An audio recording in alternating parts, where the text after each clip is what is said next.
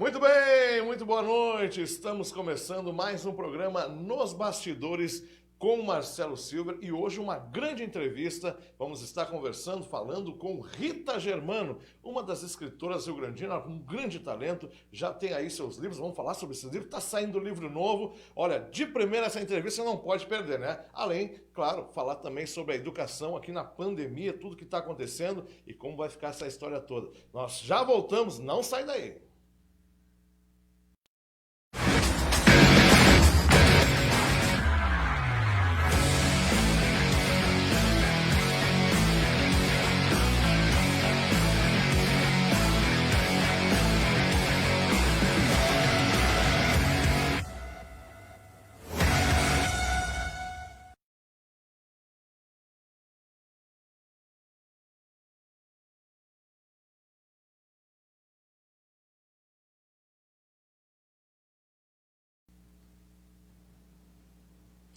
Muito bem, muito boa noite. Você que está em casa aí, olha, quinta-feira, começando Nos Bastidores com Marcelo Silver. E nós vamos ter uma entrevista hoje, com certeza, uma super entrevista. Está conosco hoje, nos dando o prazer, a honra, Rita Germano. Seja bem-vindo, Rita, ao nosso programa. Obrigada, Marcelo. Obrigada pelo convite, por estar aqui conversando com vocês nesse novo programa. A gente, desde que começou o programa, já vou começar confessando aqui, né, Rita? Conversei com o Kiko Oliveira e falei, temos que trazer a Rita no programa, porque além de todo o teu trabalho que tu faz, lógico, como nós vamos falar sobre isso, né, nas escolas, como professora, enfim, como educadora, né, tem o teu trabalho literário que é impressionante, é sensacional e que talvez muitas pessoas ainda não conheçam. E isso eu quero explorar bastante isso hoje, mas de imediato, Rita, eu quero te perguntar, como é que tu começou dentro da área literária? Lógico que todo mundo que escreve, né, por tu ser uma excelente escritora, deve ter lido vários livros, enfim, mas como é que começou essa paixão por escrever? Essa é a primeira pergunta que nós começamos te fazendo. Eu acho que todos nós somos escritores em potencial, né? É que alguns escrevem e outros não escrevem. Mas para que a gente escreva, a gente tem que beber, né? Beber de várias fontes. Uma dessas fontes que a gente tem que beber é a leitura. Eu não vou conseguir escrever se eu não tiver conteúdo para minha escrita. E esse conteúdo ele vem da leitura. E quando eu falo em leitura, não só uma leitura verbal, uma leitura de livro que fica em pé na estante. Eu falo de uma leitura de mundo. Eu ler o mundo à minha volta, eu entender o que está acontecendo na sociedade, eu entender o que aconteceu historicamente, o que acontece na nossa cultura. Eu ler um vídeo, um filme, eu ler uma música. Todos esses aparatos, esses artefatos culturais, eles são subsídios para que eu tenha conteúdo para minha escrita. Mas, como eu disse, eu acho assim, a escrita e a leitura, ela não nasce com a gente, né? Elas são culturais, as duas não nascem com a gente. Claro, o ato de falar nasce com a gente. Sim. A gente vai aprimorando, né? Aí, de acordo com cada sociedade, com cada cultura, fala-se uma determinada língua. Mas a leitura e a escrita, elas não são inatas.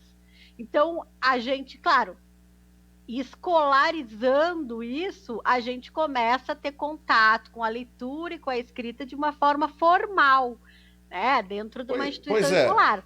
Mas acho que como começou... Pode falar. Eu acho que desde que uma criança está na barriga de uma mãe e essa mãe lê para essa criança, começa a se constituir ali um possível leitor e um possível escritor, né? Desde que uma mãe e um pai leem para o filho na hora de dormir, desde que apresentam músicas, filmes, artefatos, começa então aí se constituir conteúdos para uma possível escrita, né? Claro que na escola a gente formaliza isso. Aí foi o meu caso. Quando eu entrei para o colégio, Exato, eu queria te perguntar, aproveitando esse gancho, porque do tempo que eu estava na escola ainda, né? Eu lembro muito bem que éramos incentivados a ir na biblioteca, pegar livros, ler, e aí tu devolvia o livro na biblioteca, aquela história toda. E nós não tínhamos, por exemplo, as redes sociais, né? Com uma série de informações. Hoje, as pessoas, ao invés de digitar, de escrever um texto, elas muitas vezes apertam ali, gravam no celular e mandam o áudio, né? Então, até a escrita, me parece, não sei se é isso, Rita, tu pode me ajudar nisso, mas me parece que até a escrita do pessoal mais novo agora, a juventude, enfim, as crianças que estão vindo, haja visto assim, ó, minha filha, tá? Ela pega o celular, ela não sabe ler, né? Tem 4 anos, mas ela aperta ali no Google, no microfonezinho, e ela fala o nome do desenho e aparece o desenho que ela quer. Então, como é que tu, como educadora, tem visto esse processo novo que tem acontecido? Eu acho que a gente tem que abraçar, porque nós, Marcelo, que temos 20 e poucos anos, Isso, mais ou menos. nós somos imigrantes digitais. E essas crianças são geração milênio, geração X, Y, nativos digitais. Sim. Então não adianta a gente entrar em choque. A leitura dessas crianças vai ser por meio dessas mídias digitais. Dessas plataformas. É claro, né? que a gente tem que apresentar o livro físico, a gente tem que apresentar outros tipos de leitura, mas não tem como a gente negar isso. As tuas filhas são nativas digitais. Sim. O que tu vai fazer agora, enquanto pai, que quer uma possível leitora e escritora, é trazer outras linguagens para ela. Mas bater de frente e esbarrar num choque, isso não é possível, porque o mundo digital, ele tá aí. Claro. O nosso mundo é totalmente polifônico, né? Ele tem música, ele tem som, ele tem movimento, ele tem cor, então eu não posso negar isso na hora de uma leitura. Isso também é artefato cultural. Então, não dá para entrar em choque. Não dá para a gente querer concorrer com esse mundo onírico, brilhante de tecnologia, que também nós, imigrantes digitais, Sim. de 20 e poucos anos, utilizamos bastante, né? Agora. É verdade. Sim, nesse momento de pandemia, é o que está nos salvando da solidão, né? É esse mundo digital. É o que está nos salvando os nossos trabalhos também, que antes eram de maneira presencial e agora não são mais presenciais, devido à tecnologia. Então, não tem como entrar em choque, não tem como eu concorrer com a tecnologia, porque nós já estamos submersos nela. Sim, Até sim. porque um caderno é uma tecnologia, né? Por um determinado momento foi uma tecnologia de ponta, um livro foi uma tecnologia de ponta. E agora a gente tem a internet. Então a gente não pode concorrer com ela. A gente, enquanto educador, enquanto pai e mãe, a gente tem que se aliar a ela. Isso eu não estou dizendo que as crianças podem ficar 24 horas por dia no celular fazendo o que bem entende. Exato, não. é isso aí Não é isso aí que nós queremos chegar, né? Porque eu te pergunto da seguinte maneira, por exemplo, tá? Vamos supor, tu foi lá e colocou numa prova, tem uma redação para ser feita. Quem utiliza muito hoje, claro, todo mundo utiliza as redes sociais, enfim, como eu falei, tu grava um áudio, tu escreve, enfim, aí hoje tu vai escrever você não escreve você escreve VC. E será que a turma, quando vai escrever uma redação mesmo, não usa muita coisa assim, meio que no automático? Já pegou alguma coisa nesse sentido? Já peguei muita coisa nesse sentido, e o que as crianças e os adolescentes, eles têm que entender que a língua é que nem um guarda-roupa, né? A gente abre um guarda-roupa, aí ali tem a roupa de um casamento, tem a roupa de ir à praia, tem a roupa de andar em casa.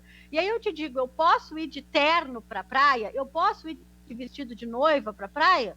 Eu vou causar um estranhamento e não vou estar de acordo com aquele ambiente. Exatamente. A mesma coisa para a língua. Eu posso escrever VC no lugar de você? Posso, na internet. Mas se é num documento formal, se é numa redação escolarizante, eu não devo. Exato. Se eu o fizer, eu vou lidar com as possíveis consequências de uma correção, da professora dizer que não está de acordo com a norma culta da língua. A língua é um guarda-roupa. Eu tenho ali inúmeras coisas que eu posso utilizar. Eu posso utilizar a gíria, eu posso utilizar um regionalismo, eu posso não estar de acordo com a norma culta. Mas eu vou escolher os lugares. O modo como eu chego para falar com o prefeito não é o modo como eu vou falar com o meu parceiro de esquina, e aí com o pincha. Exatamente. Então, exatamente. eu tenho que escolher a linguagem que eu vou utilizar. Então, esse adolescente que está imerso nessa cultura digital, que escreve VC no lugar de você, que escreve PQ no lugar de porquê, ele pode escrever, sim, no celular, conversando com um amigo, nessas mídias digitais. Quando passa para o papel, dependendo do que for a proposta de escrita dessa escola, dessa professora, ele tem que atender ao solicitado, aí atender a norma culta da língua. Exatamente. Ó, quero fazer uma pausa, Rita, para aproveitar você que está em casa aí assistindo o programa, marca as pessoas nos comentários, compartilha, porque com certeza, como eu imaginei, seria uma live, um programa sensacional que vai trazer, com certeza, muitos benefícios, né? Principalmente para você que tem filho na escola e tudo mais. Por quê? Porque PQ, né? PQ junto, PQ separado, PQ com acento ou sem acento. Então, quando você vai escrever, e está acostumado a escrever nas redes sociais, você escreve PQ, mas... E como se escrever o porquê correto se às vezes nós só escrevemos nas redes sociais, né?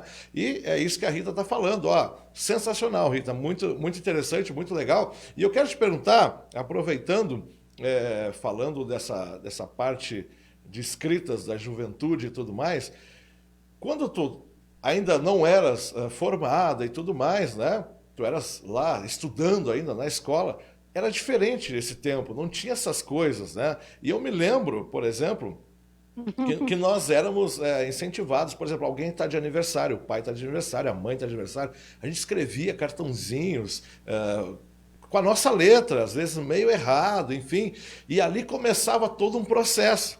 Eu estou te perguntando, insistindo um pouco nisso, porque às vezes eu fico olhando, esses dias minha filha de 4 anos me mandou um WhatsApp e dizia ali, pai, amanhã tal coisa, assim, assim, assim, certinho. E eu fiquei pensando, ela não escreveu isso, claro, ela gravou o áudio e o WhatsApp reproduziu, fez a escrita ali correta, né? No nosso tempo não tinha isso, nós começávamos a escrever muito, muito cedo. E essa é uma grande preocupação com pessoas que eu tenho falado, com pais, né? Que muitas vezes pede para o filho escrever alguma coisa e sai completamente errado. A caligrafia também é uma coisa que hoje até os pais não ficam muito em cima. E eu queria te pedir aí uma dica para os pais que estão assistindo e que ainda vão assistir o programa sobre esse assunto, as letras das crianças, enfim. O que eu te digo sobre caligrafia? Antigamente, né, lá nos anos 80, a preocupação era com a estética da escrita. Então, a criança, ela tinha que reproduzir aquela letra até chegar à perfeição. Exato. Então, tinha aquele método que era tu fazia a letra A até o final da linha, tu fazia a letra B até o final da linha. A mera reprodução até chegar à estética perfeita. Isso era um modelo de ensino. Hoje, o modelo de ensino é outro. Ele não se preocupa tanto com a estética, mas ele se preocupa com a produção autoral das crianças. Sim. Se antes eu reproduzia até o final da linha ba, be, bi, bobu, hoje eu tenho a escrita espontânea, que a criança vai ler e vai tentar reproduzir de acordo com o nível de... Claro, aí a professora vai ver o nível de escrita que ela se encontra, se é o silábico, se é o alfabético, se é silábico alfabético, se é alfabetizado. O que eu te digo, mudou o foco. Não é que as letras, as caligrafias tenham ficado piores, não é isso. É que não há a cobrança em cima da estética perfeita na caligrafia, porque o que importa agora... O foco, o objetivo é ter uma criança leitora e escritora. Sim. Capaz de transpor o seu pensamento e não apenas reproduzir, preencher lacuna, separar as sílabas. O separar as sílabas, a gente separa as sílabas quando está escrevendo um texto. Não precisa o professor passar uma lista de 20 palavras e a criança separar aquela sílaba. Sim. O separar a sílaba, ele tem que estar dentro de um contexto de um texto, né? Dentro de um contexto, e quando chegar ao final, a gente sabe separar essa sílaba. Então, o que eu te digo da caligrafia, é claro que a gente tem que ter uma caligrafia legível. Exatamente. Legível, mas a preocupação estética com a perfeição era um modelo dos anos 80. Hoje em dia, eu não tenho essa preocupação estética. Eu tenho a preocupação que o meu estudante seja um ser protagonista na sua escrita. Então, ele não vai apenas reproduzir o professor, ele vai ser um ser pensante. Que legal, legal. Então, eu não sou dos anos 80, né, Rita? Isso aí tu já percebe, só no olhar tu já percebe. Então, eu não... Eu também não sou... me contaram essas coisas. Então, como eu não estava lá nos anos 80 escrevendo ainda, né? E também não estou nesta época, estava nos anos 90, a minha letra, por exemplo, tinha essa história que eu escrevi até o final da linha, enfim. As pessoas que não entendem é só ir numa farmácia ler, pedir para o farmacêutico ler o meu texto, que com certeza vão saber. Muito bem. Rita, eu queria te perguntar o seguinte. Tu começou, lógico, a escrever os teus livros. Tu já está no 3º livro, é isso, Rita? Estou no 3º. Pô, conta para nós. Primeiro... Conta para nós como é que surgiu o primeiro. A questão de escrita, de escrever, sobre como é que tu chegou. O primeiro foi Superlativos, foi isso, né? Sim. O primeiro foi Superlativos. Eu tenho ele aqui, que é um livro de poesia visual. Na verdade, esse livro aqui, ele era um blog, tá? O blog nasceu em 2009 com o nome de Superlativos. Superlativos é um grau máximo, né? Por exemplo, ele é amigo, ele é amicíssimo. Então, é um grau máximo, Sim. É um exagero, de acordo com a gramática. Como eu sou professora de língua portuguesa, eu linkei isso. Eu linkei a minha profissão ao meu hobby, né? Que é a escrita. Então, eu escrevi um blog lá em 2009, né, quando começou a surgir a popularização de blogs e tal. Eu criei esse blog Superlativos. E ali eu escrevia crônicas. Crônica é um tipo de texto que a gente brinca com as palavras até dizer a verdade, né? Uhum. Então, se eu quero falar, sei lá, da falta da água no planeta, eu vou lá e dou uma baita de uma brincada, sou criativa, falo da chuva, falo do banho de piscina, até chegar no foco ponto, que eu exatamente. Quero. No ponto central. Então, a crônica, ela faz com que a gente brinque, seja criativo com as palavras, diferente de um artigo de opinião, que eu tenho que ser mais contida na escrita, não posso colocar emoção, não pode ter metáfora e tudo. Então, eu criei esse blog e comecei a escrever. E ele começou a dar muito certo. Eu me lembro que eu tinha seguidores na época de vários lugares do mundo, porque o blog ele te dava essa opção, né, de tu ver de onde eram as pessoas que estavam ali interagindo contigo, lendo os textos. E aí eu comecei a escrevi bastante. Ele ficou até 2011, foram 2 anos de blog, e aí surgiu o Facebook. Uau. Quando surgiu o Facebook, eu comecei a passar essa escrita para o Facebook. Aí aconteceu uma coisa que uma pessoa, né? Não vou dizer o nome da pessoa, porque é capaz ainda de eu levar um processo. Essa pessoa, ela começou a copiar todos os meus textos e reproduzir como se fosse dela. Olha aí. Então, ela fez plágio, né? Essa questão do plágio e tudo. Ela simplesmente não compartilhava, ela copiava e dizia que era dela. E o que mais me doeu nisso tudo foi a interação das pessoas com ela. Então, ela escrevia um texto meu, aí as pessoas iam lá embaixo e conversavam com ela. Mas que legal que tu sentiu isso. E eu me senti um pouco meio que roubada, mas não Sim. foi ela, fui eu que senti isso. Aí eu pensei, eu tenho que criar alguma forma de não ser copiada. Aí eu criei, né, comecei a fazer artes, né, no PicMonkey na época, em que eu pegava só trechos dessas crônicas e assinava e colocava no Facebook. Criei um Facebook Superlativos. Aí tive bastante seguidores, ele existe ainda, tem mais ou menos 5.000 seguidores, e a partir daí eu fui convidada para escrever esse livro. Então, esse livro aqui, Os Superlativos, ele é um livro de poesia visual, mas essas poesias aqui, elas são trechos de crônicas de um blog. Que legal, que legal. Então, ele sofreu transformações assim ao longo do tempo, foi se adequando. E me diz uma coisa, Rita, por exemplo, e se eu quiser ter esse livro hoje, Os Superlativos, consigo ou não? Foram esgotadas? Não consegue mais, porque assim, ó, é a questão assim, ó, best-seller. Não, mas então é o seguinte, ó, eu vou aproveitar aqui para, eu tenho certeza que um rapaz muito bom que tem na cidade, que faz um trabalho maravilhoso, ele deve estar ouvindo o nosso programa para fazer um e-book, fazer um PDF, não sei, criar, claro, pode criar um documento eletrônico e relançar isso para te poder repassar, porque as pessoas, tenho certeza que querem ter acesso a esse material. Eu quero, antes de nós voltar a falar contigo, Rita, vou pedir uma produção, solta um vídeo aí, dá uma olhada aí, Rita, no vídeo aí, solta esse vídeo para nós, que foi esse teu trabalho especial, maravilhoso, com certeza. A produção vai soltar para nós aqui.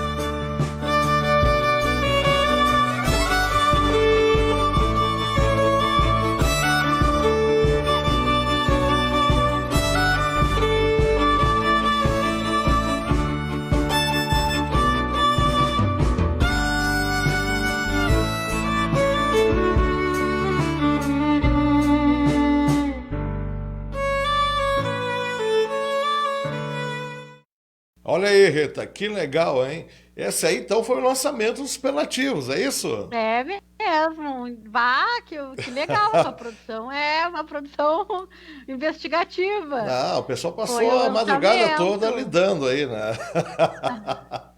Foi lindo esse Que dia, legal, assim. que legal. E assim, ó, eu fico muito, muito feliz e já vou te confessar aqui, ó, né? O pessoal não está sabendo aqui, mas vou ter que confessar, né?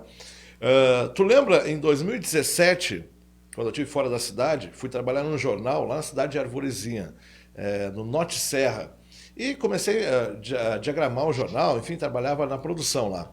E um dia o dono do jornal chegou para mim e disse assim: pô, Marcelo, viu algo que tu escreveu no Facebook? Faz umas crônicas para nós aí, uma coluna para ti aí. E aí, o que eu fazia? Eu via, eu não plagiava, tá? Eu não plagiava. Mas tu fazia as colunas do jornal Agora, na época. Então eu lia as tuas colunas, via como é o teu texto, a tua forma de texto, o que tu escrevia, enfim. E aquilo me ajudou muito, muito mesmo. Então assim, ó, eu conheço o teu trabalho, né? Independente da amizade e tudo mais, mas conheço o teu trabalho, sei que é uma excelente profissional. E ter acesso a esse vídeo mostrando o lançamento dos Superlativos é sensacional, Rita. Então, assim, ó, muita gente da cidade talvez não tenha o conhecimento que aqui em Rio Grande nós temos pessoas com uma capacidade tremenda de fazer um trabalho maravilhoso, que não somente pessoas de fora lá, né, da cidade, de outros estados, enfim, mas aqui na cidade nós temos pessoas maravilhosas.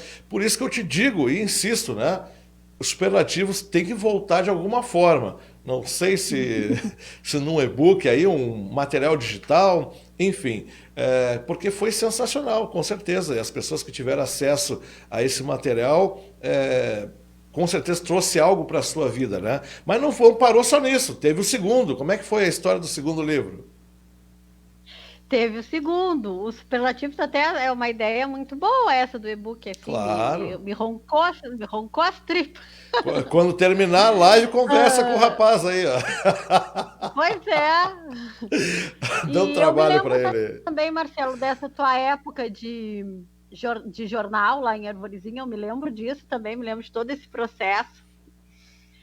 E o segundo foi assim, eu participei de um concurso literário em que eu tinha que enviar, encontrei no Instagram, em que eu tinha que enviar 5 páginas de uma poesia, 5 páginas de poesia, não eram poemas, né? Eram poesias. Aí eu participei e fui selecionada para participar dessa, para compor essa coletânea de, de autores, de escritores, de escrivinhadores, né? E depois que eu participei disso, a editora me perguntou se eu tinha alguma publicação, se eu tinha algum texto, né, que tivesse no forno, quase saindo, alguns textos, né? Eu tinha, porque eu escrevia para o Jornal Agora. Então, eu tinha 84 textos.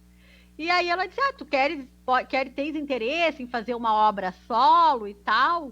E eu tive, claro, né, a pessoa faceira, e mandei todos os textos, e aí surgiu o segundo livro, que é o Mera Narradora, que é esse livro aqui. Ó. Olha só, que bonito, que legal. Tem essa capa linda, que é metade um cérebro, outra metade saem flores e tal. Só que esse livro aqui, eu tive tanto problema com ele, porque eu não tive ele em mãos. Ele ficou preso em caixas. Olha aí. Então, esse aqui que consta na minha mão, eu tive que comprar. Eu tive que entrar num site nas Americanas e comprar o meu próprio livro. É legal. Então, ele é um livro, viu? É a vida do escrivinhador. Porque não me foi entregue as minhas cópias. E aí teve um problema na gráfica, aí teve um problema na editora, aí a editora fechou, e a Rita tem um livro que não indica para ninguém comprar, né? Porque a Rita não vai receber sobre ele, né? Porque tudo fechou e tal. Então, assim, ele existe, né? Ele tá aqui, ele fica em pé na estante, ele é muito bonito, só que quando eu fui selecionada para a Feira do Livro e tudo, e o livro não tinha chegado ainda, desde maio o livro não chegava, e eu achando que o livro fosse chegar em janeiro, aí quando chegou, faltavam uns 2 dias para ser o meu dia na Feira do Livro, é que caiu a minha ficha e eu disse, esse livro não vai chegar nunca, né, porque... Não chegou em 6 meses, não ia chegar em 2 dias. Então, foi um processo bem doloroso, porque eu tive que desmarcar com a FURG, eu já tinha um dia próprio, e toda aquela questão de... Tu ter a tua produção e tu querer mostrar a produção, claro. E tu querer que as pessoas te leiam e tudo.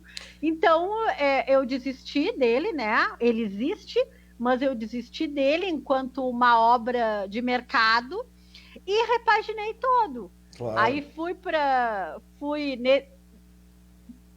mais ou menos, né? Eu peguei uma raiva dele, assim, entre fevereiro e março, eu não podia olhar para a cara dele.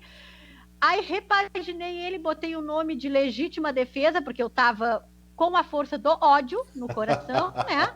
Botei o nome de Legítima Defesa, aí depois eu disse, não, isso não é a minha cara. Então eu reconstruí ele todo. Eu coloquei novos textos, e eu coloquei textos antigos também. Tirei um pouco da força do ódiozinho do meu coração, porque sou uma flor de pessoa. Comecei a ver vídeos no YouTube de como diagramar. Então, eu fui para esse processo de diagramação e fui construindo ele de uma forma bem delicada.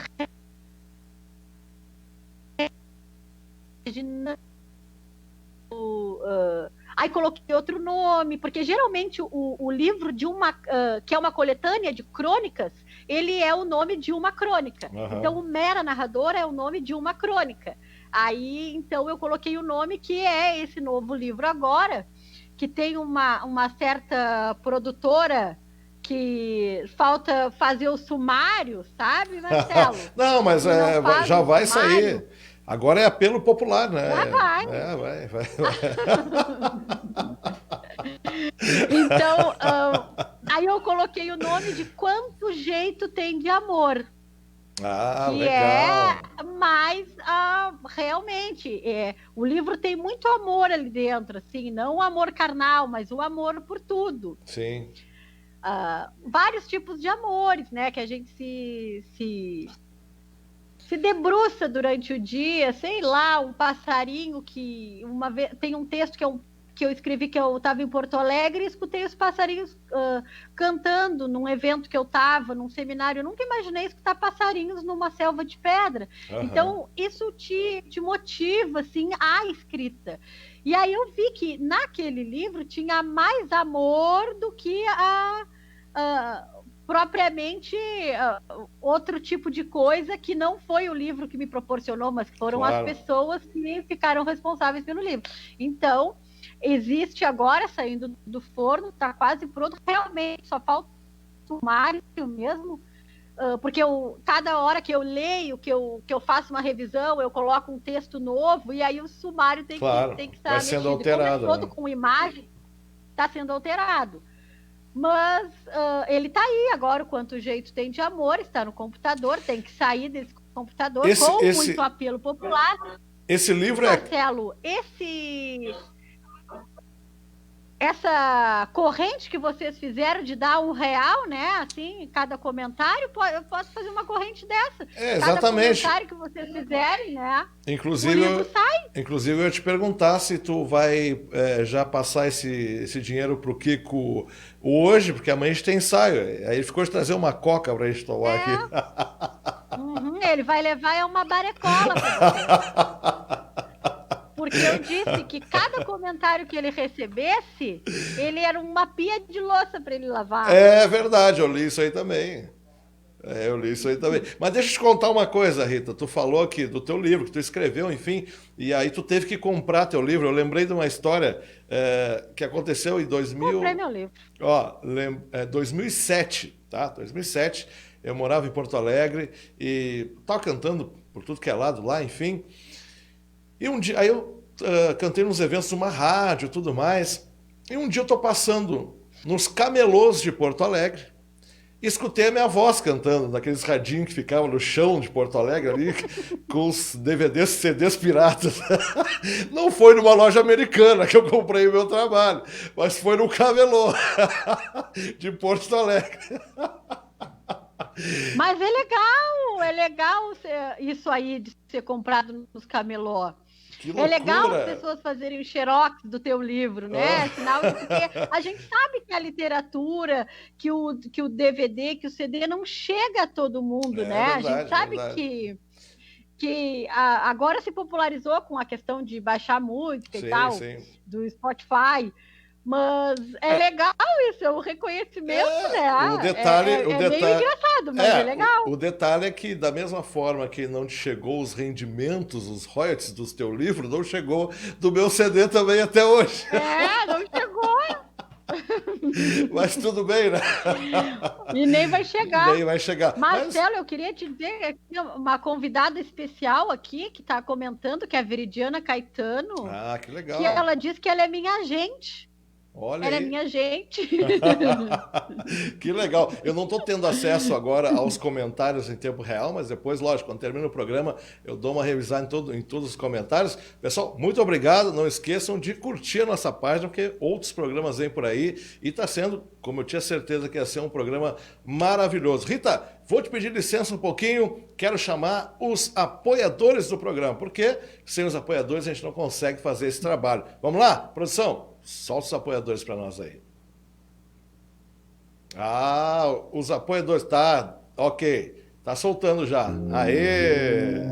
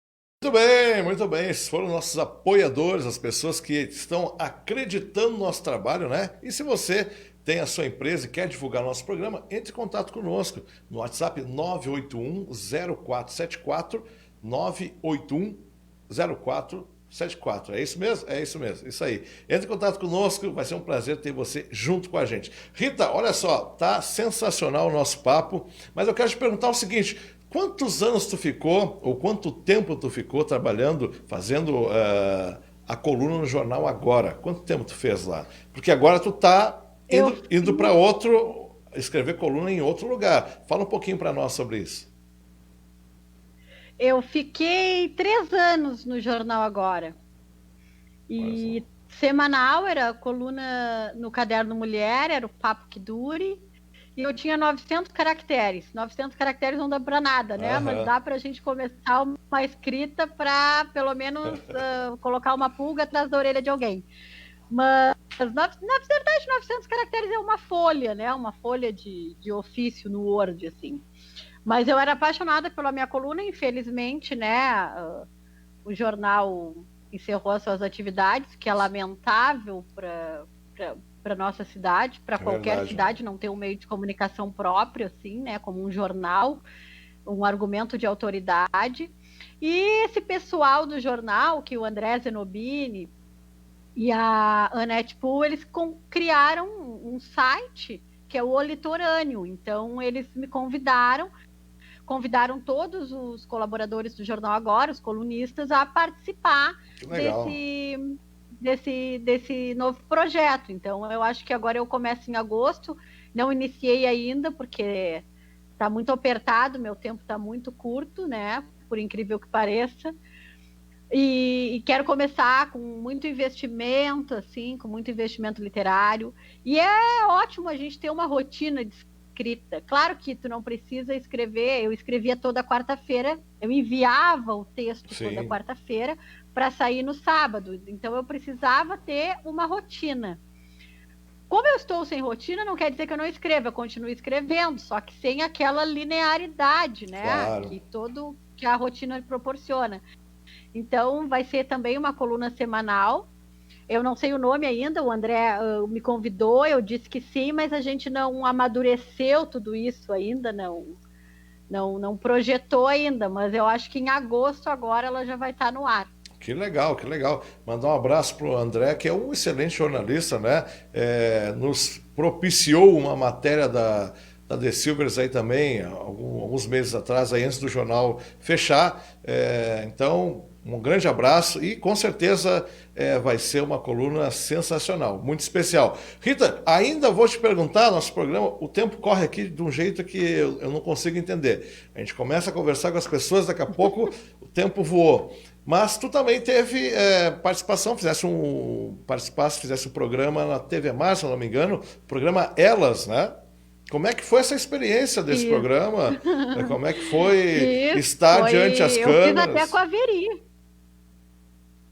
Gente, é uma coisa louca, assim. É uma coisa muito boa, mas extremamente trabalhosa. Nós éramos 3 mulheres, iniciamos eu, a Veridiana Caetano e a Wanda Leite. Então, eram 3 mulheres e um tema. Então, a gente tinha aquele tema e convidava alguém para bater esse papo com a gente, que era um bate-papo super informal, mas com muito investimento. Um investimento de estudo, né? Sim. Estudo sobre essa pessoa, sobre essa temática. A gente ficou 3 temporadas. Olha só. Nesse programa. E aí, só que era muito trabalhoso, Marcelo, tu deve saber isso, tu tem que pensar na temática, tu tem que pensar no teu convidado, tu tem que estudar a tua temática, tu tem que estudar o teu convidado, tu não vai chegar alguém que tu não sabe. Não sabe nada do... Exatamente, né? Exatamente. Até porque a conversa não vai fluir. E era maravilhoso, assim, só que precisava de uma dedicação que eu e a Veri, enquanto educadoras, trabalhadoras de outros espaços, não tínhamos mais como nos doar, nos inscrever nesse projeto, né?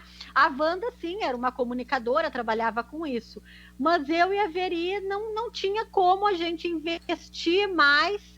E não é o tempo, não é tu estar lá e gravar 40 minutos de um programa semanal. Não, o que vem antes, o tempo que antecede esse programa.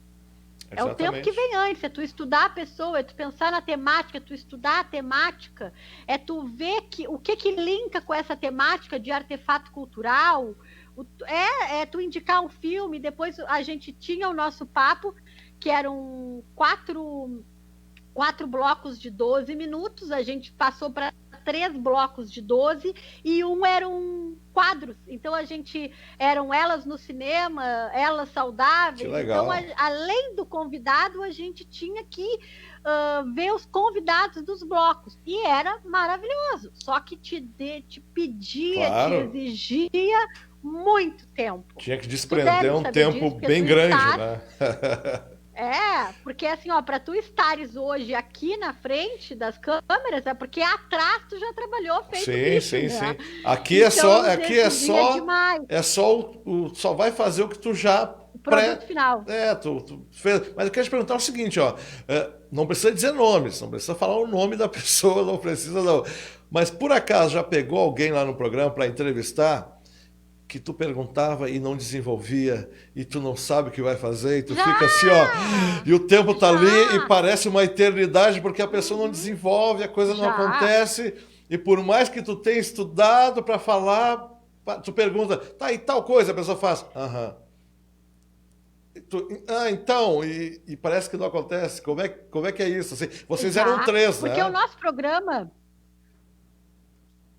ele não era um programa de entrevista, né? Sim. Ele era um programa de bate-papo. Então, a Wanda sempre abria com a temática, lava tipo uma crônica do Bial, né? E a gente seguia, embora nós tivéssemos perguntas, seguia o papo que tu tinha que emendar na fala da pessoa. Então, não adiantava tu ter 10 perguntas. Se a pessoa, na sua resposta, desenvolvesse outro assunto, tu tinha que agarrar aquele outro assunto e desenvolver. E a pessoa, uma vez nós pegamos e a pessoa dizia sim, não, talvez. Exato. Bom, a Veri conta que eu falava até baixinho com a pessoa, assim, porque não adiantou, não desenvolvia, e era uma temática super punk, que era violência contra a mulher, feminicídio, e a pessoa respondia assim, não, depende, talvez. Meu Deus. E a gente não tinha mais o que fazer, e a Wanda chamava patrocínio, e a Veri enviava nome de filme, e foi assim, horrível. Imagino.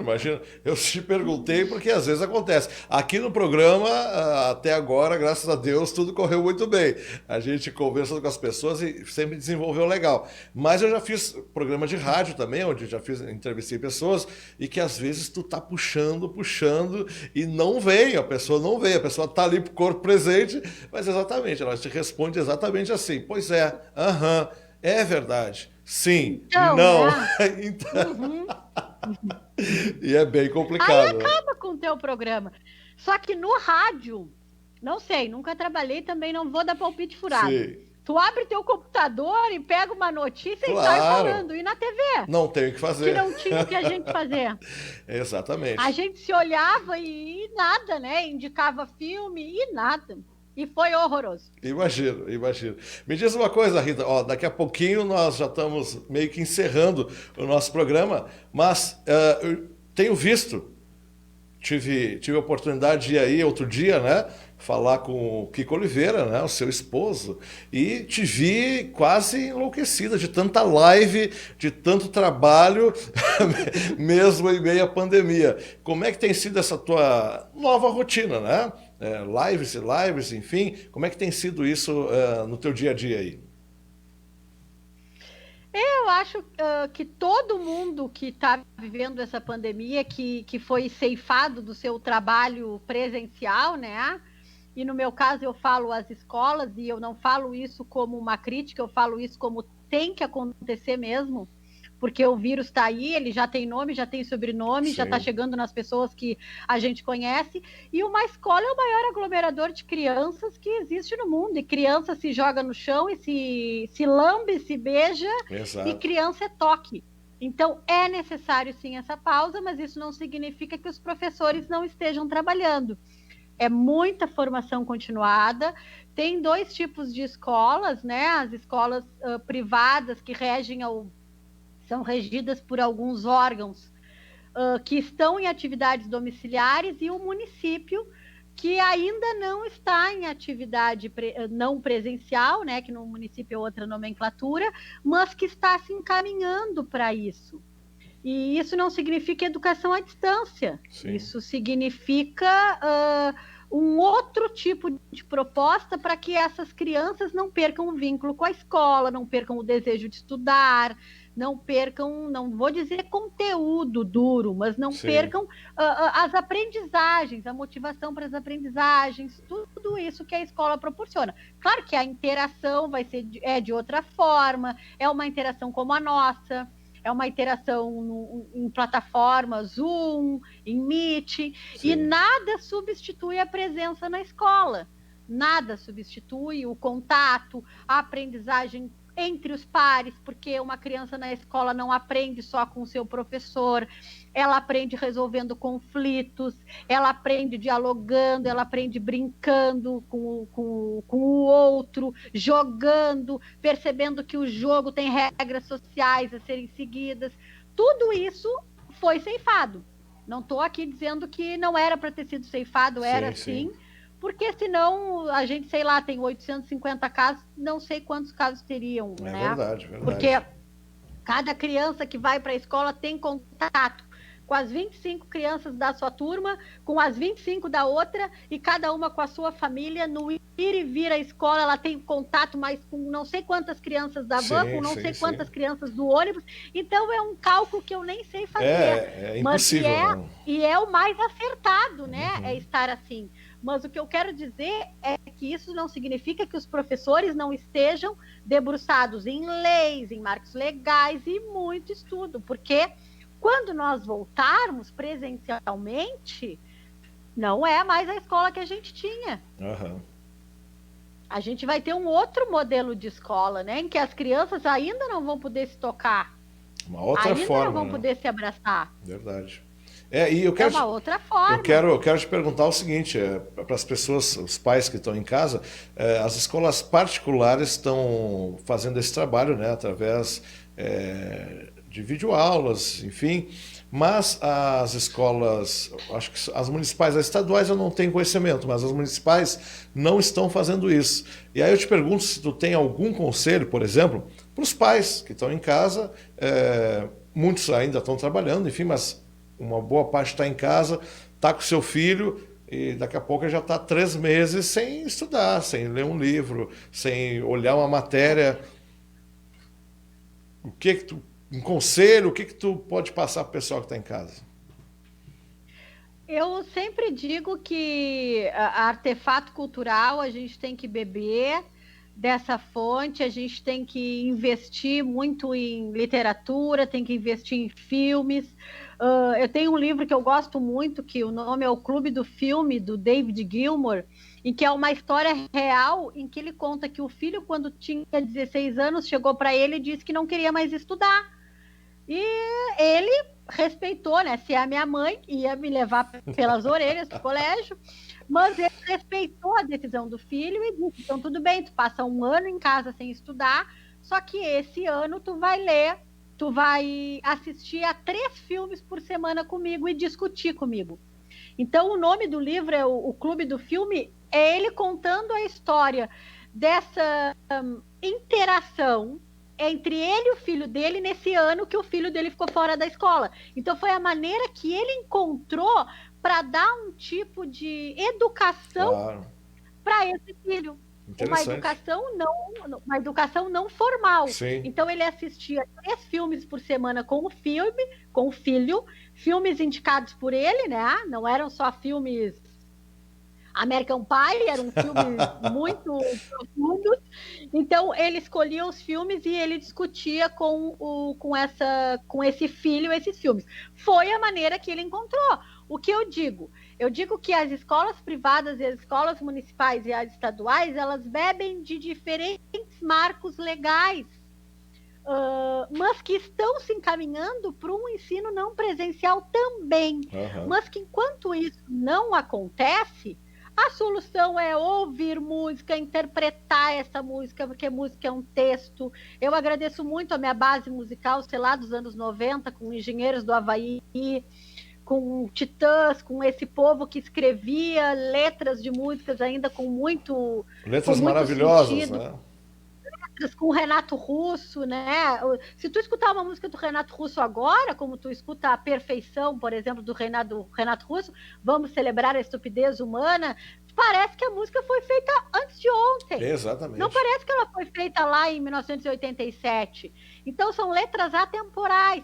Então, tu proporcionar isso para essas crianças, para esses adolescentes que estão em casa, proporcionar bons filmes, boas músicas para interpretar, não é só deleite, não é só vou escutar e fechar os olhos, não, eu vou interpretar, vou conversar sobre essa música, filmes, séries, boas séries, não séries que escorram sangue da tela, né? Mas trazer esses artefatos, trazer literatura, e se não dá para comprar porque está tudo fechado, tem como acessar na internet e-books que são gratuitos, livros de histórias infantis. Então, assim, proporcionar esses artefatos para esse povo que está em casa. Sim. Questão de corporeidade também, não é todo mundo ficar o dia inteiro no sofá, a gente sabe disso. Tem memes falando que as pessoas estão engordando. Cuidar. Isso eu sou prova disso aí. Vida, né? Sou prova disso aí. Mas exatamente, você que é pai, você que é mãe, aproveita essa dica aí, tenta de alguma forma ajudar o teu filho, né? Já que se ele não está conseguindo ir à escola e não está tendo esse acompanhamento, de repente, da escola via internet, arrume formas, jeitos para você poder também, nesse período, fazer com que ele venha aprender. E Marcelo, assim, não te interrompendo, mas já o fazendo. Fazer essas pessoas escreverem, fazer essas crianças escreverem. Exatamente. Porque não existe registro da história do que está acontecendo. Então, se essas crianças escreverem diários, se essas crianças escreverem registros do que estão vivendo... De como estão enxergando isso, né? Exatamente. Botar esse povo para escrever, isso pode se tornar um livro, pode se tornar uma publicação futura. O dia a dia delas. Existe, né? Assim, por exemplo, aconteceu a peste negra lá em 1200 e aí na escola agiram dessa forma. Não existe literatura porque isso nunca aconteceu com a escola atual. Sim. Então, botar essas crianças a escreverem suas escritas espontâneas, o que elas estão vivendo, como elas estão enxergando esse mundo, construírem diários, que isso depois, no futuro, vai ter muito peso, vai ser muito rico tu ler esse olhar de quem vivia. Exatamente, com certeza. Uma excelente dica, né? Excelente ideia. E não somente para as crianças, mas para todos nós, né? E porque são relatos que daqui a pouco nós não estamos mais aqui, mas é os registros que vão ficar para as gerações futuras, né? Sim. Exatamente. Olha só, nosso programa chegando ao final, mas Rita, eu quero te convidar agora, fazendo um convite, Rita, para ti e para todos que estão ligados conosco, porque aqui na TSR, além de Nos Bastidores com Marcelo Silver, está começando um novo programa, você não pode perder, neste domingo, domingo, 8 da noite, tá? Vai uma entrevista e o início desse programa. Eu quero que você acompanhe nosso primeiro programa de culinária, Rita. Olha aí, de culinária, hein? Eu sei que o Kiko aí é um cara prendado, que faz grandes pratos, né? Mas dá de aprender muita coisa boa. Solta para nós aí, produção, um programa que vai começar aqui na TSR Produções e Eventos.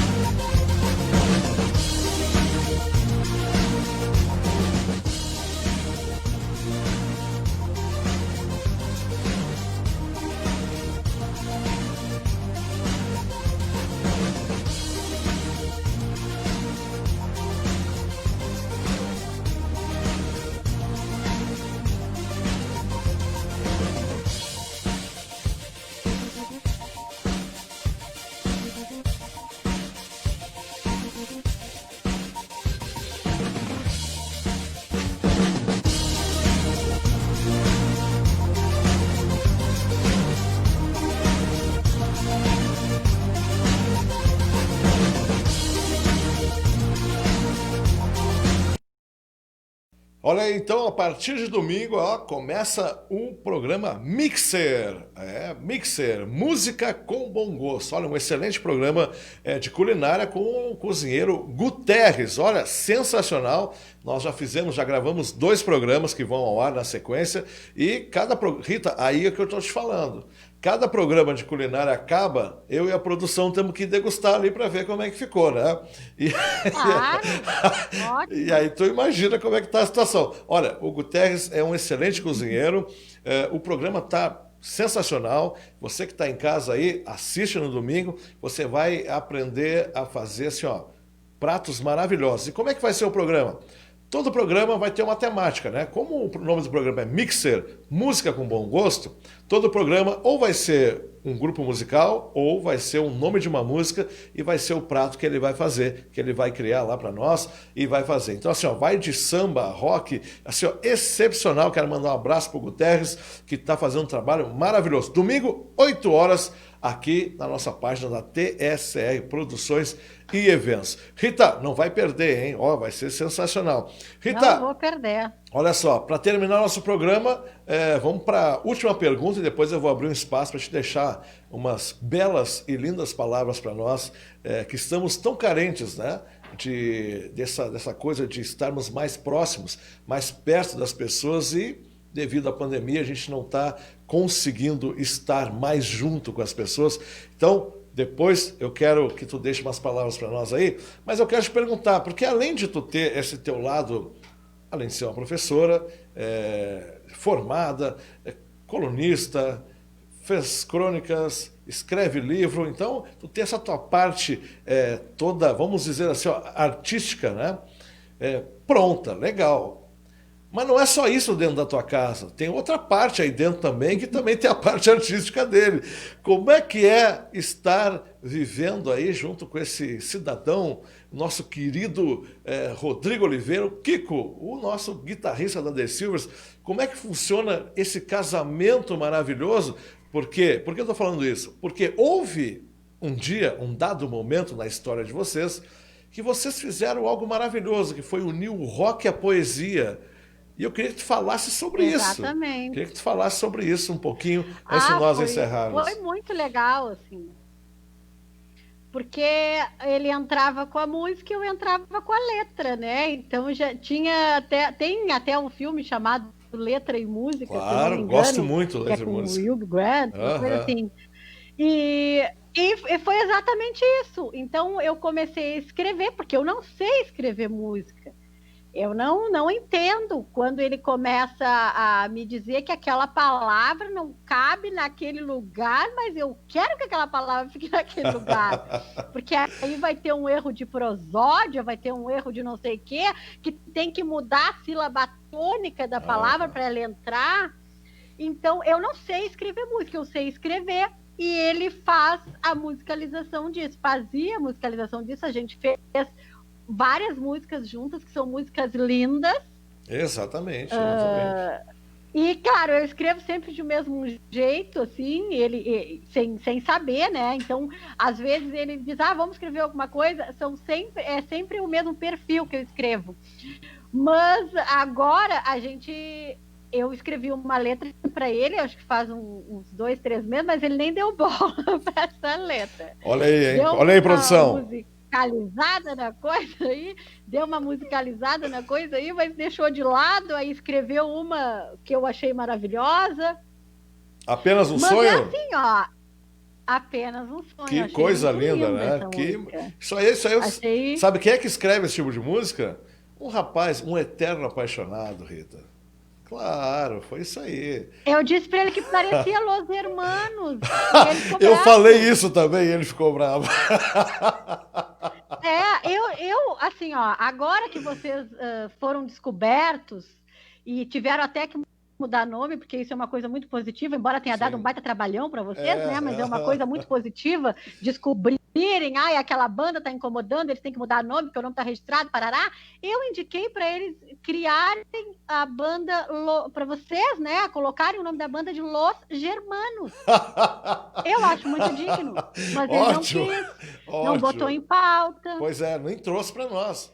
Porque se tivesse Mas trazido... eu achei essa música lindíssima. Se tivesse trazido, você seria agora não seria um Silver, seria um Los Germanos. Para quem não sabe, Rita, a The Silvers já foi The Limas também. Já foi The Limas. Aqui internamente vai mudando muito aqui. Mas que legal. E esse trabalho foi maravilhoso, né, Rita? Foi um trabalho... Foi um trabalho que a gente saiu em várias mídias, e inclusive nós fomos chamados pelo Patrola. Exato, exatamente. Que fez uma reportagem com a gente, e olha só a coincidência desse super destino. Falar, para iniciar a fala sobre nós dois, Rita e Kiko, ela escrevia, ele musicalizava e tudo, eles falaram da Malu Magalhães e do Marcelo Camelo, gente. Olha aí. Isso é o dedo de Deus. Agora então, o Marcelo Camelo, dos Los Hermanos, né? Eles começaram a falar do Marcelo Camelo da Malu Magalhães. E para falar da gente. E ele não percebe a importância dos Los Hermanos na vida dele também. Pois ele não percebe. Eu acho que eu também não percebo, mas tá bom. Olha só. Ô, Rita, mas para nós se nós ficar falando, nosso programa vai ter 2, 3 horas. Deixa eu te perguntar. Recentemente, eu vi também porque tu posta os teus textos, enfim, né? No Facebook, acredito que no Instagram. E recentemente eu vejo que tu tem alguns seguidores importantes aí, hein? Como é que assim, a Luana Piovani, como é que é esse pessoal aí que fica curtindo teus textos assim? Minha amiga. Como é que tu libera isso assim pro pessoal sair curtindo? Não pode ser assim, não pode. Luana Piovani, amizade de muito tempo. A Luana Piovani, nós nascemos no mesmo dia, né? Assim, por isso a semelhança. Claro. Então, eu e Lua Pio, né? Eu comecei a seguir.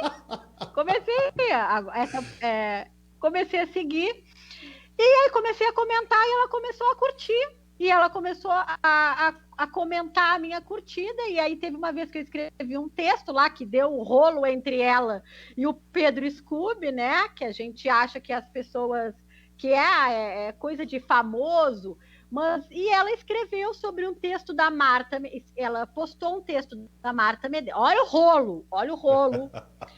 Pedro Scooby e Luana Piovani, tá? E aí a Luana Piovani escreveu um texto, pegou um texto da Marta Medeiros e postou. Marta Medeiros foi lá e disse que aquele texto já tinha passado da validade. Aí é que entra eu na história, que não tem nada a ver com o assunto, mas fui lá meter meu bedelho. Como que a Marta vai dizer que um texto passou da validade, minha gente? Um texto é de quem lê. Depois que eu escrevi, o texto não é mais meu. O texto vai fazer sentido para aquela pessoa em 1950 ou em 2070. Exatamente. Aí eu escrevi sobre isso, que para a Marta o texto tinha passado da validade, mas para a Luana o texto era muito jovem. E Luana reconheceu que legal. Nossa amizade de anos, né? E aí foi assim, mas é uma bobagem, assim, que é só de curtir, de comentar. Qualquer dia eu vou lá para Portugal visitar ela, mas é pouca coisa. Não, mas olha só, deixa eu te falar. O que eu acho interessante, e tu pode perguntar para o Kiko, ele vai te dizer exatamente, acredito que ele partilha do mesmo pensamento que eu. É tão impressionante, Rita, o quanto um trabalho da nossa cidade, alguém que produz algo na nossa cidade, que às vezes os locais, as pessoas locais, o público local, ou os empresários locais, enfim, não conseguem ter esse tato de perceber o talento das pessoas, seja atores, músicos, escritores, enfim, que nós temos um material muito bom aqui na nossa cidade e às vezes não é percebido. E daqui a pouco vem alguém lá de fora, alguém importante, que já tem uma história, enfim, e acaba te encontrando aqui em Rio Grande, no final do mapa, e valorizando, porque... ir lá, comentar, curtir o teu texto, enfim, isso quer dizer que ela gostou realmente, e isso, acredito que para ti, pelo menos para mim quando isso acontece, de alguma forma, é muito gratificante. Tirando a brincadeira à parte, como é que tu recebe isso? Assim, tu enxerga dessa forma ou não? Eu vou te dizer que, claro, essa é uma grande brincadeira e aproximação que o Instagram traz para a gente, né? As redes sociais, elas nos aproximam. Por exemplo, as crianças do 5º ano lá do Colégio Salesiano estavam trabalhando as músicas do Armandinho para trabalhar a questão da natureza. E eu mandei uma mensagem para ele. E ele prontamente respondeu e fez um vídeo para as crianças. Então, isso te aproxima muito, mas é uma grande brincadeira do Instagram. Sim. Que às vezes a gente, claro, passa a ter contato com essa pessoa. E são pessoas como a gente, mas o que eu vejo aqui também, sem querer comparar, e Luana Piovani, e Armandinho, e o Duca Lendecker é uma pessoa que também te responde bastante, interage contigo. Eu vejo que aqui, eu acho que o pessoal não investe tanto em literatura, não investe em música. Tem muita gente boa escrevendo, tem muita gente boa produzindo música, compondo, e parece que quando tu vai e tu volta, aí quando tu volta tu é reconhecido, mas primeiro tu tem que ir. Exatamente, né? Eu acho que vocês viveram isso um pouco também em relação a depois da ida a São Paulo. Mas eu vejo isso, que o pessoal não valoriza. A gente tem uma experiência muito recente mesmo, né? 2 semanas atrás, aí, 3 semanas no máximo, que a gente já tem a música autoral da banda há algum tempo e nas rádios locais aqui da cidade não toca. Mas aí, no meio da pandemia, a Atlântida entrou em contato com a gente para rodar a nossa música. Então, as pessoas observam de fora e as pessoas que estão dentro, às vezes, não conseguem perceber. Mas isso, Rita, para quem gosta de um bom livro, pode ler a Bíblia e vai ver que isso já acontecia no tempo de Jesus, né? O profeta de casa nunca fez milagre e não vai ser agora que vai fazer, infelizmente. Tanto né? de casa não faz milagre. É verdade. Ó, Rita, eu quero que tu deixe então aí as tuas palavras, aí deixa uma mensagem aí pro pessoal e quero dizer que foi excelente, como eu imaginei que seria a nossa entrevista. Deixa as tuas últimas considerações dessa noite aí. Fique à vontade. Primeiro, agradecer o espaço, porque é ao vivo, eu poderia estar aqui falando um monte de besteira e te deixar em maus lençóis. Então, tu confiou, confiasse na minha voz, né? E eu te agradeço isso. Te agradeço por isso, agradeço por ter lembrado de mim, por a gente falar um pouco de literatura, Sim. falar um pouco de escrita, falar um pouco de música, de todo esse mundo aí que nos cerca. E eu quero dizer, eu acho que vai parecer até clichê, mas o que eu quero dizer para o pessoal é que isso vai passar, esse momento de isolamento vai passar, esse vírus aí, ele existe, ele está matando as pessoas, a gente precisa se resguardar, por isso que eu não estou aí contigo, Sim. né? Então eu não estou trabalhando presencialmente, então eu não acho justo eu sair de casa também, por uma questão de respeito ao próximo, ao respeito ao outro, respeito a mim. Então, que as pessoas que possam estar em casa, porque não vamos ser hipócritas de acreditar que todos possam estar em casa, né? E quem está tendo que sair na rua, que se cuide, que tenha todas as medidas de proteção, porque isso vai passar, mas até passar a gente tem que valorizar a nossa vida, tem que se cuidar. E o que eu digo é que é clichê mesmo. Esse momento que a gente está vivendo é o momento da gente se raspar as tintas que a gente foi pintado até então, de se reconfigurar, de enxergar a vida de outra maneira, de perceber que a vida já nos recompensa com ela mesma, a maior recompensa é estar vivo. É verdade. Né? Tanta gente lutando, né? Tanta gente a gente vê lutando para estar vivo, seja em relação a esse vírus, ou seja em relação a outras doenças tristes que existem. Então a vida nos recompensa com ela mesma, com o nosso coração batendo, e esse momento vai passar. Enquanto ele não passa, que mesmo sem o toque presencial, a gente continue no touch, né? Continue com essas redes sociais que nos aproximam das pessoas, continuemos fazendo chamadas de vídeo, e para as pessoas que produzem porque muitas pessoas produzem nesses momentos de dor, de sofrimento, para que essas pessoas produzam, que vocês continuem fazendo boas músicas, continuem compondo, porque o cover é maravilhoso, mas o autoral é que vai trazer o verdadeiro reconhecimento para esse trabalho de vocês. Então, aqui eu deixo um recado para The Silvers, que não é mais The Silvers, que é Silvers.